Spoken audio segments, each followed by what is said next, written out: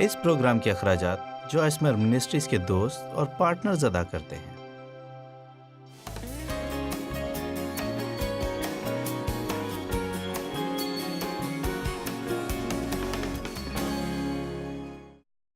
آپ میں سے کتنے ہیں جو اس احساس سے تھک چکے ہیں کہ آپ ہر وقت کسی نہ کسی چیز کے ساتھ حالات جنگ میں؟ ٹھیک ہے، تب تو اس سے باہر آنے کا طریقہ یہ ہے کہ ہم سیکھیں کہ کیسے خدا کو اپنی جنگیں لڑنے دیں۔ خدا کے پاس جنگ کا منصوبہ ہے، اور جب بھی ہم حالات جنگ میں ہوتے ہیں تو ہمیں یہ سیکھنے کی ضرورت ہے کہ جس طرح خدا چاہتا ہے اسی طرح سے جنگ کی جائے۔ آج صبح میں نے کہا تھا کہ ہمارے پاس ہتھیار موجود ہیں، لیکن ہماری جنگ کے یہ ہتھیار جسمانی نہیں ہیں۔ یہ ایسے ہتھیار نہیں جنہیں آپ دیکھ سکیں یا محسوس کر سکیں یا اسٹور پر جا کر خرید سکیں۔ لہٰذا اگر یہ جسمانی ہتھیار نہیں تو پھر یقیناً یہ ہتھیار روحانی ہیں۔ آج رات آپ کو یہاں کلام سناتے ہوئے خدا کے کلام کو بولنے کے وسیلہ سے میں دشمن سے جنگ کر رہی ہوں۔ میں آپ کی زندگی میں ہونے والی جنگ میں آپ کی مدد کر رہی ہوں، اور میں اپنی زندگی میں بھی جنگ کر رہی ہوں، کیونکہ میں خدا کا کلام بول رہی ہوں جو زندگی اور قوت سے بھرپور ہے۔ خدا کا کلام کوئی عام کلام نہیں ہے، یہ وہ کلام ہے جو زندگیاں بدل دیتا ہے۔ جب تک کہ یہ آپ کی زندگی میں کوئی بہت بڑا فرق لے کر نہ آئے تو آپ لوگ اس عمارت میں جمع نہ ہوں اور سفر کر کے یہاں نہ آئیں، اور نہ ہی ہوٹل کے اخراجات اور وہ سب خرچ برداشت کریں جو آپ نے یہاں آنے کے لیے کیے ہیں، اور گھنٹوں کسی کو بولتے ہوئے نہ سنیں۔ اور مجھے یہ سچائی بہت پسند ہے کہ آپ بڑے دھیان اور توجہ سے سنتے ہیں۔ خدا کا کلام آپ کے ذہن میں داخل ہوتا اور اسے نیا بنا دیتا ہے، یہ دل میں اترتا ہے اور ہمارے اندر تبدیلی پیدا کرتا ہے۔ لہٰذا ہمارے پاس روحانی ہتھیار ہیں، ایسے ہتھیار جن کی بدولت ہم اس وقت بھی اطمینان کے ساتھ چل سکتے ہیں جب دشمن ہم پر اپنے بہترین ہتھیار آزماتا ہے۔ راست بازی ایک ہتھیار ہے جو بتاتا ہے کہ آپ مسیح میں کون ہیں۔ یہ ایک ہتھیار ہے، لیکن یہ دشمن سے لڑنے کا ایک طریقہ بھی ہے۔ نجات کا خوت پہننا دراصل خدا کے فرزند کے انداز میں سوچنا ہے، اور بائبل دو دھاری تلوار کو لینے کے بارے میں بتاتی ہے جو یہ ہو سکتی ہے۔ آپ نے دیکھا یہ نہیں لکھا ہے کہ اسے اپنی میان میں لٹکا کر رکھو، بلکہ لکھا ہے اسے لے لو، یعنی میان میں سے نکال کر اس دو دھاری تلوار کو استعمال کرو۔ لہٰذا اس صبح ہم نے خدا کے کلام کو دشمن کے خلاف استعمال کرنے کے بارے میں بات کی، خدا کے کلام کو بولنے کی قوت کے بارے میں بات کی۔ آج رات ہم دیکھیں گے کہ ہماری جنگی حالت کیا ہے، اور یہ کہ اگر ہم اس طرح سے لڑیں جس طرح وہ چاہتا ہے کہ ہم لڑیں تو خدا ہمارے لیے کیا کر سکتا ہے۔ دوسرا تواریخ 20 باب اور 17ویں آیت۔ تم کو اس جگہ میں لڑنا نہیں پڑے گا، اے یہودا اور یروشلم، تم قطار باندھ کر چپ چاپ کھڑے رہنا اور خداوند کی نجات جو تمہارے ساتھ ہے دیکھنا۔ خوف نہ کرو اور ہراساں نہ ہو، کل ان کے مقابلے کو نکلنا، کیونکہ خداوند تمہارے ساتھ ہے۔ کیا یہ اچھی خبر نہیں ہے؟ تم کو اس جگہ میں لڑنا نہیں پڑے گا، تم قطار باندھ کر چپ چاپ کھڑے رہنا اور خداوند کی نجات جو تمہارے ساتھ ہے دیکھنا۔ بہت برسوں تک میں سوچتی رہی کہ ہماری صورتحال چپ چاپ والی ہے۔ میں سوچتی تھی کہ ہمیں خاموش رہ کر اپنے مقام پر آنا ہے، اور یہی وہ یہاں کہہ رہا ہے۔ لیکن اگر آپ دوسرا تواریخ 20 باب پورا پڑھیں تو سیاق و سباق کے مطابق یہ وہ مقام نہیں ہے جس کے بارے میں وہ بات کر رہا ہے۔ اور ہم یہاں پہلی آیت سے شروع کریں گے، اور آج رات ہم کچھ اہم اسباق دیکھیں گے۔ دوسرا تواریخ 20 باب پہلی آیت۔ اس کے بعد ایسا ہوا کہ بنی مواب اور بنی امون اور ان کے ساتھ بعض امونیوں نے یہوشفت سے لڑنے کو چڑھائی کی۔ آپ نے دیکھا کہ بائبل میں بہت سی آیٹس ہیں، اور آپ جانتے ہیں کہ میں نے فیصلہ کیا ہے کہ ہم سب ہی اپنے اپنے آیٹس ہیں۔ شاید یہ برے افسران ہیں، یا تکرار کرنے والے پڑوسی ہیں، یا سر دردی ہیں، یا بل ادا کرنے کے لیے پیسے کی کمی ہے، لیکن ہم سب کو ان کا سامنا ہوتا ہے، اور یہ ہمارے پیچھے آتی ہیں۔ یہ وہ ہیں جو ہمیں پریشان کرتی ہیں۔ تب چند لوگوں نے آ کر یہوشفت کو خبر دی کہ دریا کے پار آرام کی طرف سے ایک بڑا انبوہ تیرے مقابلے کو آ رہا ہے، اور دیکھ وہ حساسون تمر میں ہے جو عین جدی ہے۔ اور یہوشفت ڈر کر، میں چاہتی ہوں کہ آپ غور سے سنیں، کیونکہ کسی بھی بری خبر پر ہمارا فطری رد عمل خوف اور ڈر کی کیفیت ہوتی ہے۔ اب ہم اس کا کرتے کیا ہیں؟ یہ بات زیادہ اہم ہے۔ لفظ ڈر کا اصل مطلب ہے بھاگنا یا وہاں سے بھاگ نکلنا۔ اب بہت دفعہ لوگ اپنے مسائل کو حل کرنا نہیں چاہتے ہیں، لہٰذا وہ ان سے فرار کا کوئی راستہ نکال لیتے ہیں۔ کچھ لوگ بہت زیادہ شراب پینا شروع کر دیتے ہیں، کچھ باہر نکل کر پیسے خرچ کرنا شروع کر دیتے ہیں صرف اس لیے کہ انہیں اپنے مسائل کے بارے میں سوچنا نہ پڑے۔ کچھ لوگ بستر پر جاتے ہیں اور فوراً سو جاتے ہیں۔ بعض اوقات لوگ خود کو منشیات کے پیچھے چھپا لیتے ہیں۔ کئی طرح کے طریقے ہیں جن کے ذریعے سے لوگ اپنے مسائل سے نظریں چراتے ہیں. میری ماں نے ہمارے گھر میں ہونے والے مسائل سے نظریں چرائیں اور نتیجہ یہ نکلا کہ ان کی ذہنی حالت خراب ہو گئی اور پچھلے سال 85 سال کی عمر میں وہ وفات پا گئی. وہ واقعی بہت اچھی خاتون تھی لیکن ان کی کوئی زندگی نہ تھی. حقیقت میں اس نے زندگی گزاری ہی نہیں. یہ بہت ہی بھیانک بات ہے کہ جب آپ کسی کو اپنی زندگی تباہ کرتے ہوئے دیکھتے ہیں کیونکہ وہ اپنی زندگی میں کسی چیز کا سامنا کرنے سے خوفزدہ ہیں. اور مجھے اس بات سے نفرت ہے کیونکہ میں شاہد ہوں کہ اس نے میری ماں کے ساتھ کیا کیا اور میں گواہ ہوں کہ اس نے میرے ساتھ کیا کیا اور میں شاہد ہوں کہ اس نے میرے بھائی کے ساتھ کیا کیا اور میں نے یہ بھی دیکھا کہ اس نے میرے باپ کے ساتھ کیا کیا کیونکہ میری ماں نے اس کا مقابلہ نہ کیا. شاید اگر کبھی وہ اسے روکتی تو اسے کوئی مدد مل جاتی. جب ہم اپنی مشکلات سے بھاگتے ہیں اور جب ہم انہیں نظر انداز کرتے ہیں تو اپنی مدد نہیں کر رہے ہوتے ہیں. خدا نے ہماری پشت کے لیے کوئی ہتھیار مہیا نہیں کیا ہے کیونکہ وہ ہم سے کبھی توقع نہیں کرتا کہ ہم بھاگیں گے. ہر قسم کا ہتھیار جس کا ذکر ہم بائبل میں پڑھتے ہیں وہ ہماری مدد کرتا ہے کہ دشمن کا مقابلہ کریں اور اس کا سامنا کر سکیں. اور مجھے بے حد پسند ہے جب بائبل کہتی ہے کہ چرواہا داؤد جو دراصل بادشاہ بن گیا، لکھا ہے کہ جب وہ جولیت کا مقابلہ کرنے جا رہا تھا تو وہ دوڑ کر میدان جنگ کو گیا. اور مجھے یہ بات بے حد پسند ہے کہ جب اس نے جولیت کو دیکھا تو اس سے بھاگا نہیں بلکہ اس کی طرف بھاگا. اور آپ جانتے ہیں میرا خیال ہے کہ اپنی مشکلات کے بارے میں سوچتے ہوئے ہم بعض اوقات مرنے کی حالت تک پہنچ جاتے ہیں اور کئی دفعہ یہ ہمیں واقعی اس حد تک ڈراتی ہیں اور بہت دفعہ ضرورت ہوتی ہے کہ ہم ان کے بارے میں نہ سوچیں اور خدا پر بھروسہ کریں. اور میرا مطلب یہ نہیں کہ بے وقوفی کریں، لیکن اگر آپ جانتے ہیں کہ خدا کیا چاہتا ہے کہ آپ کریں تو کہیں میں اس سے خوفزدہ نہیں ہوں گی. میں ایمان کا قدم اٹھاؤں گی اور خدا میرے ساتھ ہوگا. جب میں میدان جنگ میں پہنچوں گی تو وہ مجھے دکھائے گا کہ مجھے کیا کرنا ہے. آمین. اور پھر میں جانتی ہوں کہ آپ میں سے کچھ لوگ ایسی چیزوں کو جن کا سامنا کرنے کی ضرورت ہے نظر انداز کر رہے ہیں. یعنی بچے آپ کا فائدہ اٹھاتے ہیں. مجھے نہیں معلوم یہ کہاں سے آیا ہے لیکن آپ اسے اپنے لیے حاصل کر سکتے ہیں.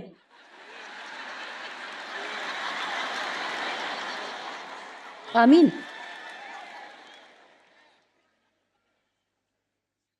جس بات کے لیے خدا چاہتا ہے کہ ہم کھڑے ہوں ہمیں اس کے لیے کھڑا ہونے کی ضرورت ہے. خدا نے ہمیں دہشت کی روح نہیں دی ہے بلکہ قدرت اور محبت اور تربیت کی روح دی ہے. لہٰذا ہمیں خوف پر قابو پانے کی ضرورت ہے اور اسے خود پر قابو پانے نہیں دینا ہے. جس لمحے یہوشافط کو بری خبر ملی وہ خوفزدہ ہو گیا.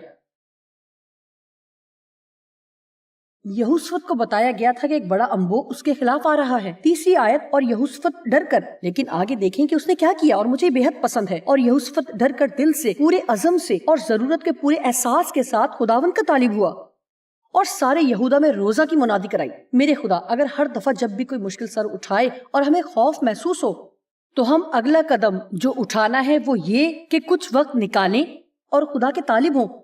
تو مسیح کی کلیسیا اور کھوئے ہوئے لوگوں کے لیے کس قدر زیادہ پرکشش ہو اور اس سے ہماری زندگی میں کس قدر بڑا فرق پڑے گا. جی کیا کوئی آج شام میری بات سن رہا ہے؟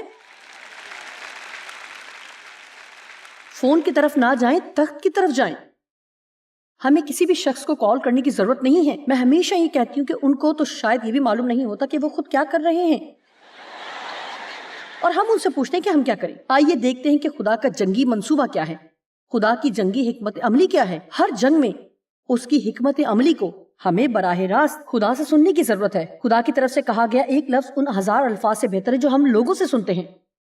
آپ کہیں گے خدا سے سننا، کیا ہم واقعی ایسا کر سکتے ہیں؟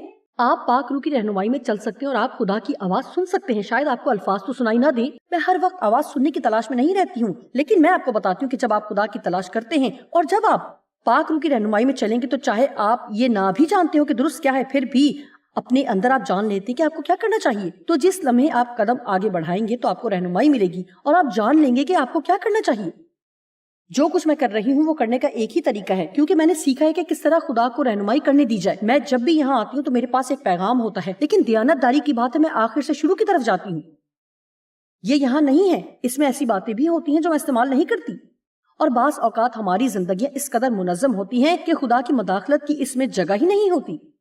ہمیں سیکھنا ہوگا کہ خدا سے کس طرح سنیں. خدا کی طرف سے صرف ایک ہی لفظ حقیقتاً آپ کی زندگی ہمیشہ کے لیے بدل سکتا ہے. صرف ایک لفظ آپ کو کسی بھی چیز کا سامنا کرنے کی دلیری دے سکتا ہے. 25 برس پہلے میں چھاتی کے سرطان کا شکار ہوئی اور کینسر کی ایک قسم بہت تیزی سے بڑھتی تھی. اگرچہ گلٹی بہت چھوٹی سی تھی لیکن اس وقت وہ لوگ بہت بڑا آپریشن کیا کرتے تھے. لہٰذا مجھے بھی فوری طور پر وہی بڑا آپریشن کروانا پڑا، کیونکہ ان کا کہنا تھا کہ اگر میں آپریشن نہیں کرواتی تو میں اپنی زندگی کو داؤ پر لگا رہی ہوں۔ یہ میرے ہارمون سے جڑا ہوا ایک کینسر تھا، اور فطری طور پر کینسر ایک خوفزدہ کرنے والا لفظ ہے، اور مجھے یاد ہے کہ میں اس قدر خوفزدہ تھی، یہ خوف انتہائی شدید تھا، اور تب میں خدا کے کلام کا اقرار کرتی اور دوبارہ اپنے اندر مضبوطی محسوس کرتی، میں خدا پر بھروسہ کرتی، اور اچانک سے وہ خوف پھر سے مجھے اپنی لپیٹ میں لے لیتا۔ صبح کے وقت تقریباً 3 بجے بڑے واضح طور پر اپنی روح میں نے سنا، میں تجھے سنبھالوں گا۔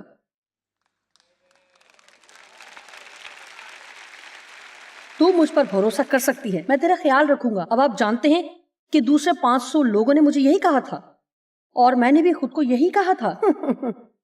مشکلات کے دوران ہمیں خود سے بات کرنے کی ضرورت ہے۔ لوگوں سے حوصلہ افزائی حاصل کرنا اچھا ہے، لیکن میں صرف یہ کہہ رہی ہوں کہ جب خدا نے مجھ سے یہ کہا تھا تب میرا مطلب ہے تب میرا ایمان بڑھا۔ ایمان سننے سے پیدا ہوتا ہے، اور سننا خدا کے کلام میں سے۔ ایمان اس وقت بڑھتا ہے جب خدا کلام کرتا ہے۔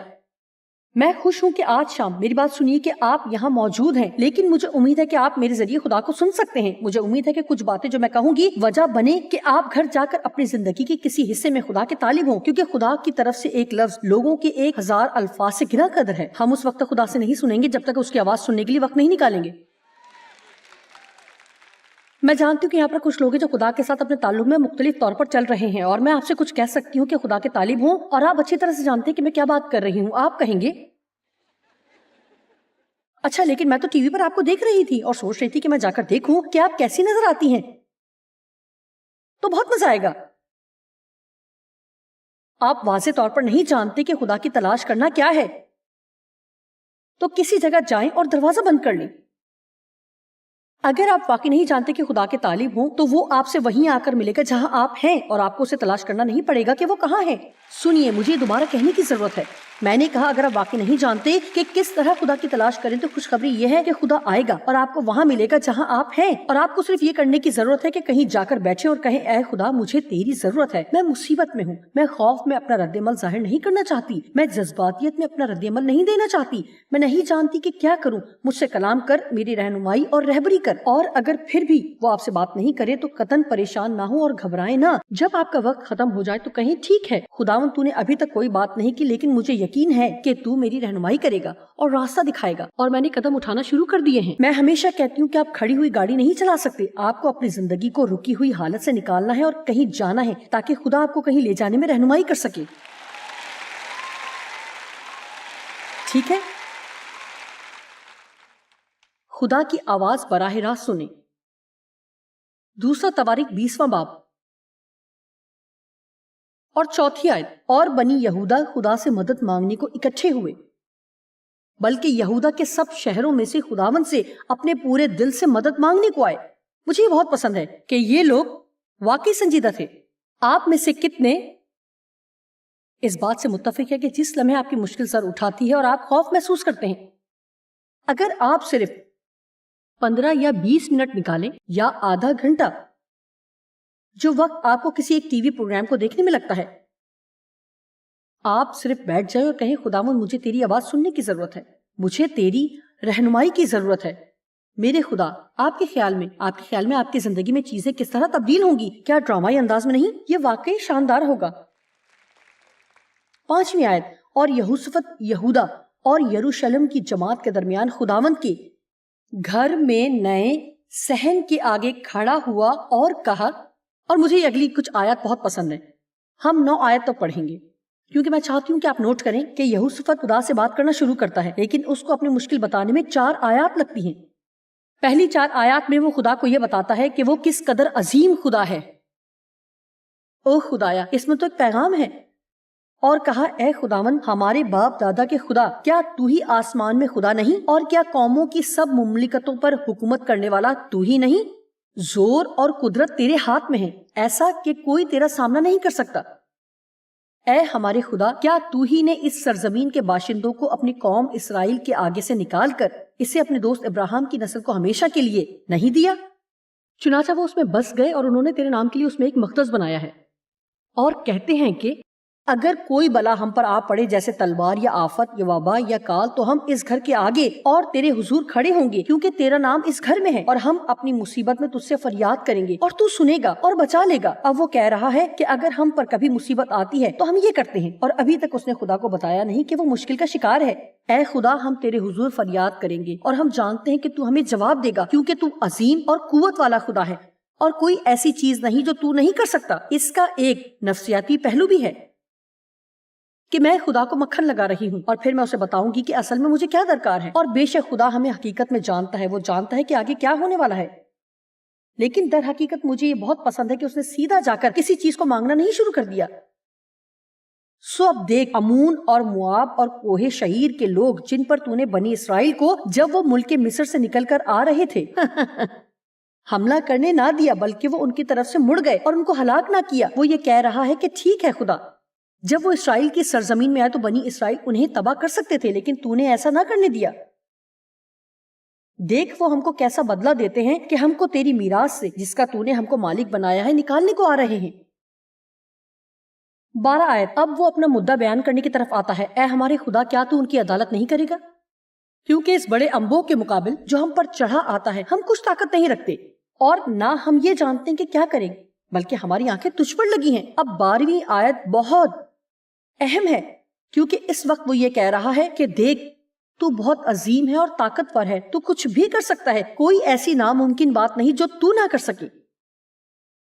میں مصیبت میں تیری طرف آؤں گا اور یقیناً تو اسے حل کرے گا۔ اب یہ دشمن جو ہمارے خلاف رہے ہیں، اگر تو شروع ہی میں ہمیں انہیں تباہ کرنے دیتا تو اب وہ ہمیں تنگ نہ کر رہے ہوتے، لیکن تو نے کہا کہ نہیں، اور ہم نے تیری بات مانی، اور اب وہ ہمیں یہ بدلہ دے رہے ہیں کہ ہمارے خلاف آ رہے ہیں۔ سو ایک طرح سے وہ کہہ رہا ہے کہ خدا، جس مسئلے کا میں اس وقت سامنا کر رہا ہوں وہ یہ ہے،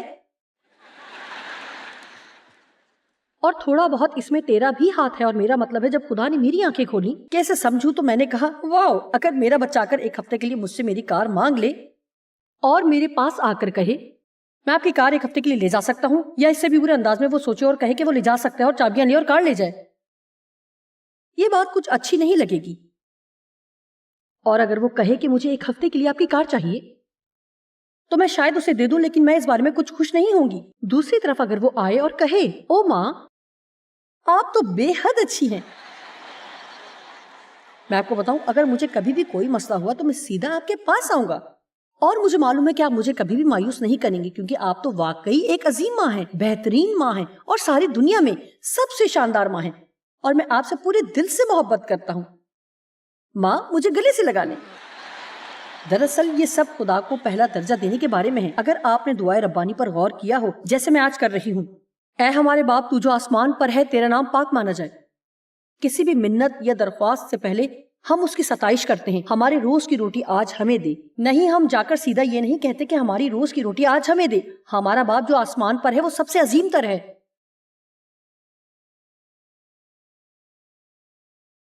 تیرا نام پاک مانا جائے۔ کیا ہی زبردست خدا ہے، تو سب سے برتر ہے، تو عظیم تر ہے۔ ہمارے روز کی روٹی آج ہمیں دے، ہمیں ہمارے تمام دشمنوں سے چھٹکارا دے، ہمیں برائی سے بچا۔ میں آج رات آپ کو ایک جنگی منصوبہ دے رہی ہوں۔ 12ویں آیت۔ اے ہمارے خدا، کیا تو ان کی عدالت نہیں کرے گا؟ کیونکہ اس بڑے انبوہ کے مقابل جو ہم پر چڑھا آتا ہے ہم کچھ طاقت نہیں رکھتے، اور نہ ہم یہ جانتے ہیں کہ کیا کریں، بلکہ ہماری آنکھیں تجھ پر لگی ہیں۔ بغیر اقرار کیے آپ خدا سے مدد حاصل نہیں کر سکتے، اور ایک وجہ کہ کیوں ہم خود کو تھکاتے ہیں، کیونکہ ہم بار بار وہ کرنے کی کوشش کرتے ہیں اور مدد نہیں چاہتے۔ ایک چھوٹے بچے کی طرح، چھوٹے 1.5 سال کے بچے، وہ اپنے تسمے نہیں باندھ سکتے، لیکن وہ یہ کام خود کرنا چاہتے ہیں۔ میں خود کروں گا، میں خود کروں گا، میں خود کروں گا۔ وہ خود کر کے آتے ہیں، اور انہوں نے الٹے کپڑے پہنے ہوتے ہیں، ان کی شرٹ کی سلائیاں باہر ہوتی ہیں، پینٹ کے زپ پیچھے ہوتی ہے، تسمے انہوں نے ایک دوسرے کے ساتھ گرا لگا کر پھنسائے ہوتے ہیں۔ خدایا، لیکن وہ خود کریں گے۔ بائبل کی تعلیم کے مطابق وہ فروتنوں کو توفیق بخشتا ہے۔ بعض اوقات لوگوں کے لیے کہنا مشکل ہوتا کہ میں یہ نہیں کر سکتا۔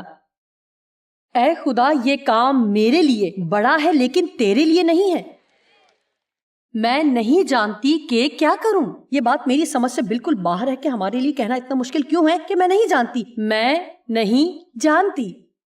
لیکن جو جانتا ہے میں اس کے پاس جاؤں گی اور وہ مجھے دکھائے گا کہ کیا کرنا ہے. میں آپ کو کچھ بتانا چاہتی ہوں کہ خدا کے فرزند کے طور پر آپ کو ہمیشہ جواب ملے گا. شاید اس وقت آپ کو معلوم نہ ہو، لیکن جب خدا تیار ہوگا اور وہ وقت پورا ہو جائے گا. شاید اس وقت آپ کو معلوم نہ ہو، لیکن جب خدا تیار ہوگا اور وقت پورا ہو جائے گا تو خدا آپ کی رہنمائی کرے گا اور آگے آگے چلے گا. وہ آپ کو دکھائے گا کہ کیا کرنا ہے. اور جب وہ ہماری رہنمائی کر رہا ہوگا اس آدھے وقت میں ہمیں معلوم بھی نہیں ہوگا کہ وہ ہماری رہنمائی کر رہا ہے. اے ہمارے خدا، کیا تو ان کی عدالت نہیں کرے گا؟ کیونکہ اس بڑے انبوہ کے مقابل جو ہم پر چڑھا آتا ہے ہم کچھ طاقت نہیں رکھتے، اور نہ ہم یہ جانتے ہیں کہ کیا کریں، بلکہ ہماری آنکھیں تجھ پر لگی ہیں. ہماری آنکھیں تجھ پر لگی ہوئی ہیں. اور سارا یہودا اپنے بچوں اور بیویوں اور لڑکوں سمیت خداوند کے حضور کھڑا رہا. اور یہاں تھوڑی سی جگہ میں نے لکھا ہے انہوں نے انتظار کیا، اور دیکھیں یہ وہ جگہ ہے جہاں ہم اکثر شکست کھا جاتے ہیں. ہم جاتے ہیں، اپنے منت خدا کے حضور پیش کرتے ہیں، اور اس وقت کچھ نہیں ہوتا اور ہم اپنے دوسرے منصوبے پر عمل کرنا شروع کر دیتے ہیں اور چیزوں کو اپنے ہاتھ میں لے لیتے ہیں. اگر خدا نے جواب نہیں دیا تو ہم اس منصوبے پر عمل کریں گے. انہوں نے انتظار کیا، وہ کہہ رہے تھے خدا ہم یہ نہیں کر سکتے ہیں. لہٰذا کبھی کبھی خدا کچھ دیر انتظار کرتا ہے کہ دیکھے کہ کیا ہم انتظار کریں گے یا آگے بڑھ کر جسم کے کام کرنا شروع کر دیں گے. دیکھیں اے خدا، میں تجھ پر بھروسہ کرتی ہوں کہ میرے خاوند کو بچائے گا.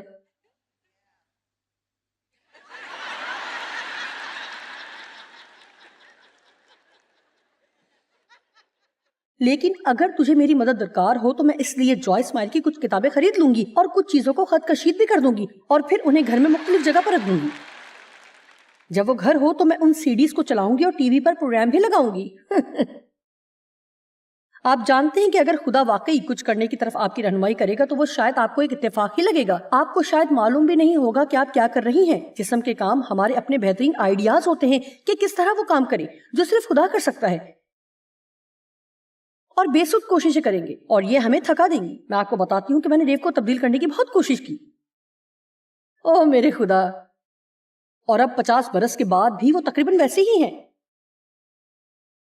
میں یہ بات پسند نہیں کرتی کیونکہ وہ ہر طرح کے کھیل پسند کرتے ہیں اور مجھے کھیلوں سے ذرا برابر بھی دلچسپی نہیں، اور وہ ابھی بھی، بلکہ حقیقت ہے کہ وہ پہلے سے بھی زیادہ کھیل دیکھتے ہیں. میرا مطلب ہے کہ ٹینس ان کے پسندیدہ کھیلوں میں شامل نہیں تھی، لیکن اب ہر وقت ٹینس ہوتی ہے. میرا مطلب ہے سب کچھ.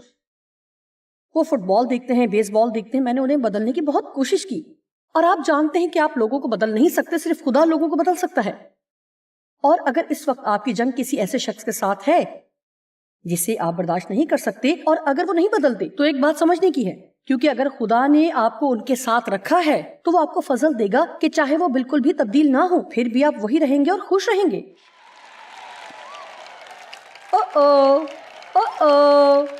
آپ سر ہلا رہے ہیں. نہیں دیکھیں، مجھے پتھر نہ مارے. میں یہ نہیں کہہ رہی کہ اگر کوئی آپ کو مارتا پیٹتا ہے اور آپ کو تشدد کا نشانہ بناتا ہے اور اس طرح کے برے کام کرتا ہے، میں تو صرف یہ کہہ رہی ہوں آپ جانتے ہیں کہ اس وجہ سے لوگ طلاق بھی لے لیتے ہیں کیونکہ ان کے خاوند کو سپورٹ سے بہت دلچسپی ہے. وہ اس لیے طلاق لے لیتے ہیں کہ ان میں ہم آہنگی نہیں. خیر، ہم آہنگی کون رکھتا ہے؟ میرا مطلب ہے ڈیو اور میں دو بالکل مختلف لوگ ہیں. میں بہت زیادہ بولتی ہوں، وہ زیادہ بات نہیں کرتے، اور میں، آپ جانتے ہیں، ہر چیز کے لیے پاگل ہو جاتی ہوں اور وہ بالکل پرسکون رہتے ہیں. وہ کہتے ہیں تم خدا سے آگے بھاگتی ہو، اور میں کہتی ہوں ہاں آپ 10 میل پیچھے ہوتے ہیں.